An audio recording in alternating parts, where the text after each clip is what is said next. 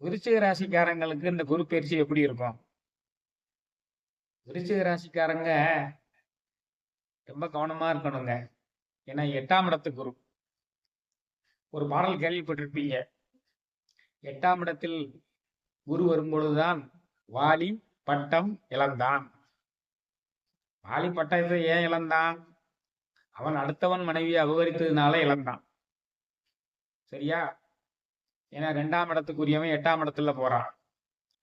அதனால நீங்க அதை நினைச்சு கவலைப்பட வேண்டியதில்லை. இந்த காலகட்டங்களுக்கு என்ன நடக்கும்? உங்களுக்கு பிள்ளைகளினால் சிறிது மனச்சஞ்சலங்களும் வருத்தங்களும் வந்து போய்கொண்டு இருக்கும். 8ஆம் இடத்துல உள்ள குரு பகவானால். மற்றொன்று, அவன் பொருளாதார கிரகமாக இருப்பதால் தேவையற்ற இனங்களில் முதலீடு செய்யக்கூடாது. பண வரவு கொஞ்சம் சுமாராகத்தான் இருக்கும். ஏன்னா 2ஆம் இடத்துக்குரியவன் 8ஆம் இடத்துக்கு போறான். 2ஆம் இடத்தை சனி பகவானும் பார்வையிடுகிறார். குரு பகவானும் பார்த்தாலும் அவன் 8ஆம் இடத்தில் இருந்து கொண்டு பார்ப்பதால தனவரவு கொஞ்சம் சுமாராகத்தான் இருக்கும். 2ஆம் இடத்துக்குரிய 8ஆம் இடத்துக்கு மறைவுதான் குடும்பத்தில் சிறிது சலசலப்புகள் தோன்றிக் கொண்டுதான் இருக்கும். அவன் 5ஆம் இடத்துக்குரியவனாகவும் இருப்பதால் பிள்ளைகளை எண்ணிக்கொண்டு நீங்கள் கவலைப்பட்டு கொண்டிருக்கக்கூடிய காலகட்டமாகவும் இருக்கும். பிள்ளைகள் திடீரென்று தாய் தகப்பனை விட்டு வெளியூரில் சென்று வேலை பார்க்கக்கூடிய விஷயங்கள் நடக்கும். அதனாலே மனச்சஞ்சலங்கள் வரலாம்.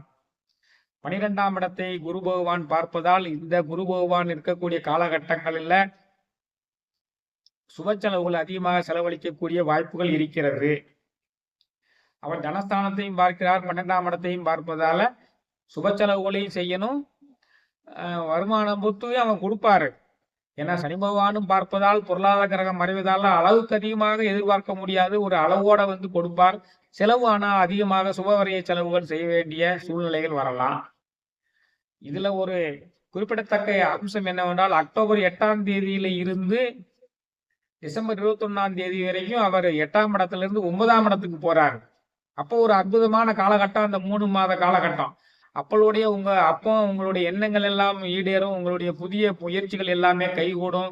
நீங்க போடக்கூடிய திட்டங்கள்லாம் நிறைவேறும். அந்த 3 மாசத்துல புதுசா என்ன செய்யணுமோ அப்ப செஞ்சுக்கிடலாம். இப்போ ஏற்கனவே நீங்க வீடு மாற்றம், வாகன மாற்றம், வீட்டு செலவு, வாகன செலவு எல்லாமே செஞ்சிருப்பீங்க. வீடு சம்பந்தமான புதிய முயற்சிகள் எல்லாம் மேற்கொண்டிருப்பீங்க. வாகன சம்பந்தமான புதிய முயற்சிகள் எல்லாம் மேற்கொண்டிருப்பீங்க. உங்களுக்கு தொழில் மாற்றம் நிகழ்ந்திருக்கும். சரியா?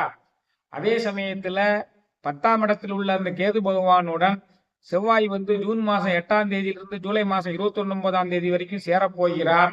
அந்த காலகட்டங்கள்ல நீங்க 10ஆம் இடம் என்பது உங்களுடைய முழங்காலுக்கு கீழுள்ள பகுதி, முழங்கால் பகுதிகளில் ஏதேனும் அடிபடுவதற்குரிய வாய்ப்பு இருக்கிறது. கவனமாக இருந்து கொள்ள வேண்டும்.